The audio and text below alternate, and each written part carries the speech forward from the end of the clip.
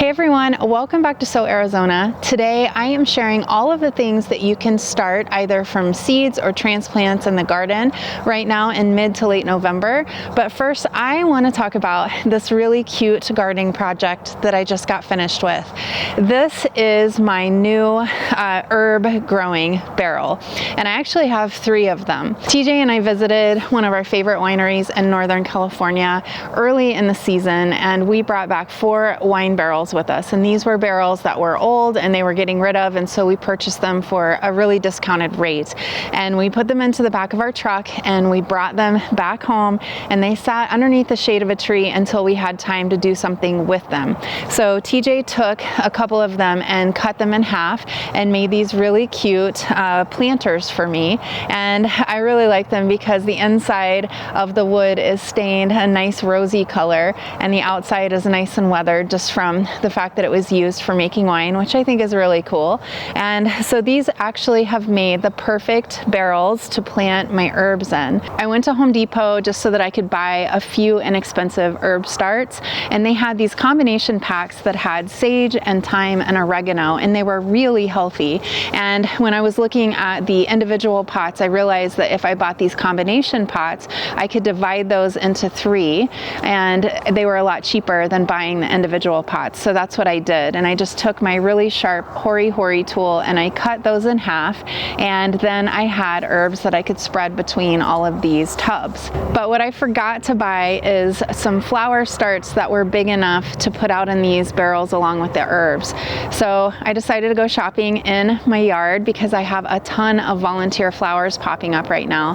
So I actually very carefully moved some calendula seedlings that had popped up in the garlic bed, and I also moved some salvia. Now the salvia is actually not very happy right now, but I think it's going to make a rebound. So I'm still waiting on that. I've been coming out every day to check on it and give it extra water if it needs, and I've been babying it just a little bit. I also planted a few little nasturtium seeds in here because I thought that they would be really pretty just kind of hanging over.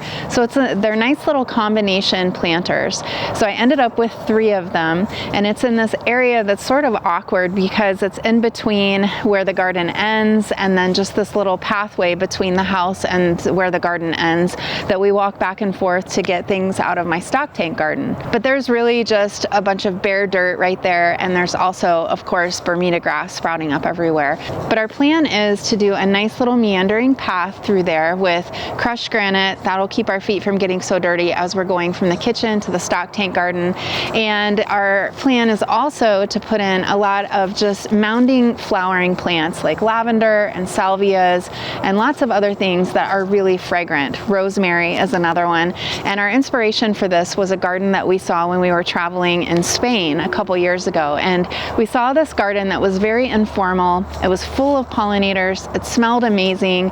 And I just thought this would be a great thing to do with this weird in-between area that I really hadn't known what to do with before that. These planters are going to kind of follow the edge of where the garden mulch ends and where that area begins. And I thought that it would give it more of a Mediterranean feel to it. I know this is a Southwest garden, but I really like to experiment with different, plants and different styles and things. So I think it's going to be a fun project. But now let's talk about what you can be planting right now in your garden. I thought that I would just go ahead and start harvesting some of these tomatillos from this plant while we were chit-chatting. And I've got like all of these. These are super nice. These are the Toma Verde variety, which I have talked about many times before. And this poor circular stock tank is so infested with Bermuda grass. And I think it's probably just from the seeds blowing on the wind, because I really don't know how else it would be getting in here, because the stock tank is sealed and it's sitting on a flagstone patio. So other than seeds in the air, I'm just not sure. Once I get all these tomatillos harvested, I'm going to be processing them, which I will share. I love making a tomatillo enchilada sauce. It's really good, and it's so simple. You just simmer tomatillos, onion, garlic, and jalapeno just for like 5 or 10 minutes until all of those things are just a bit tender. You put it all into a blender, and then you add some cilantro that's fresh, and you blend it up. And when I do my enchiladas with this sauce, I really like to keep it pretty fresh rather than overcooking it. And so I will cook cook the enchiladas first, and then I will get them out. I will drizzle the sauce on top, and then I will put it back in just for a few minutes to make sure it's all warm and gooey, and then it keeps that fresh flavor. But that is a whole bunny trail. So let's talk about what you can be planting right now in mid-November. And that is important because a lot of the sales for the holidays are going to be coming up, and a lot of seed companies will have Black Friday specials and things like that. And so I wanted you to be able to make your list and be ready to go in case you wanted to take advantage of some of those deals. Tomatoes are the stars of summer, but when it comes to fall and winter time, it's all about root vegetables and leafy greens and brassicas. And if I could just leave you with that, then that would be a pretty short list. But I will expound a little bit just so that you know exactly what you can get. I got distracted by all this kale.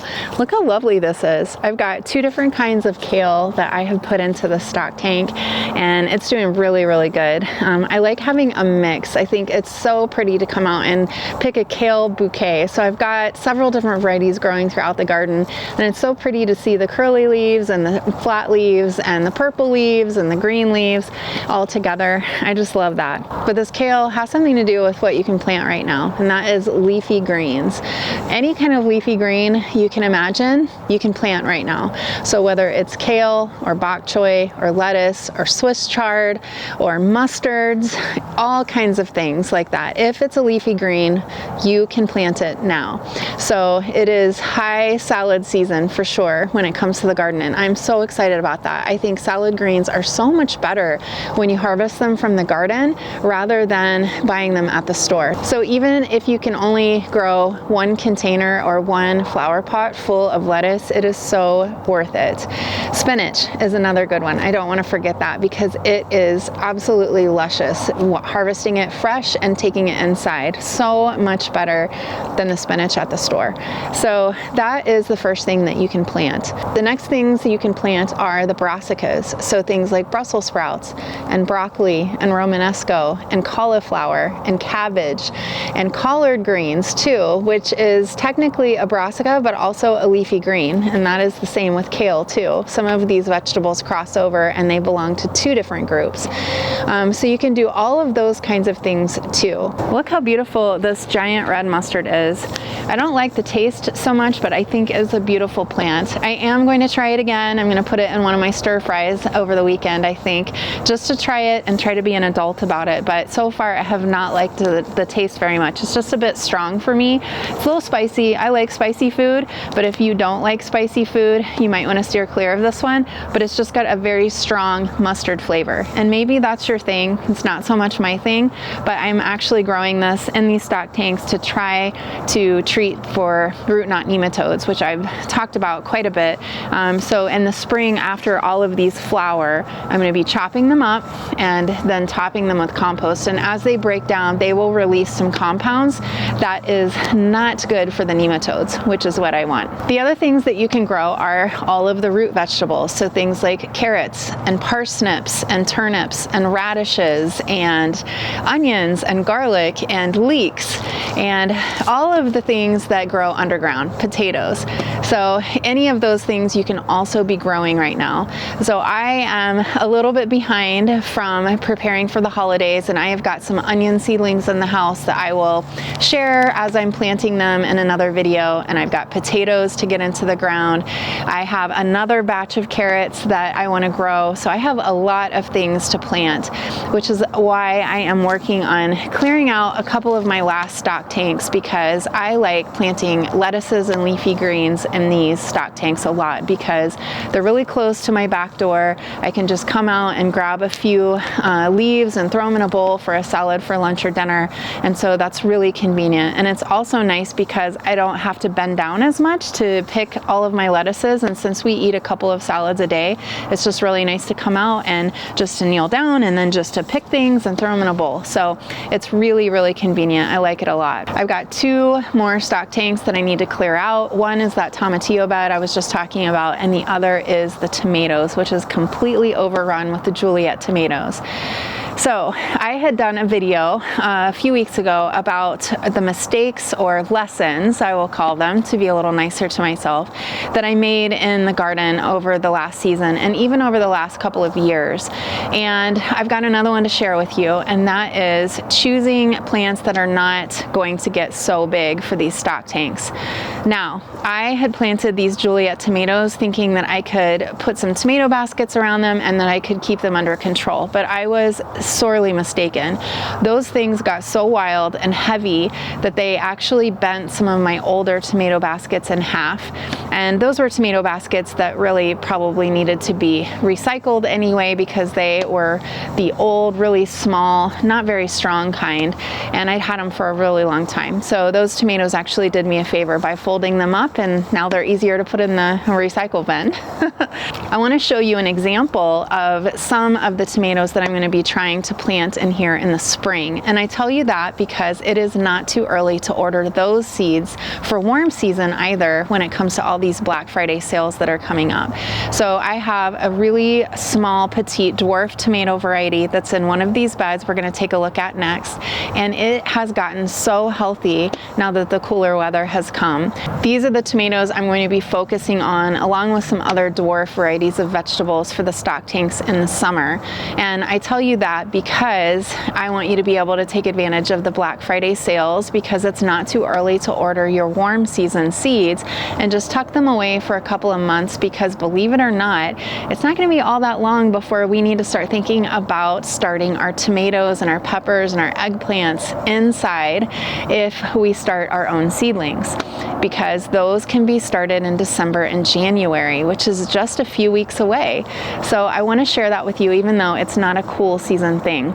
So let's take a look at that cute little dwarf tomato. I've got this dwarf tomato growing in the stock tank with another kind of mustard here for the nematodes, but for whatever reason, this variety of tomato has not been bothered by the nematodes, and it actually made a little second run for it when the weather cooled. But just look how many tomatoes are on that. Just to give you an idea of the size, it's probably about 10 inches, I would say, tall, and probably maybe 8 inches wide or so.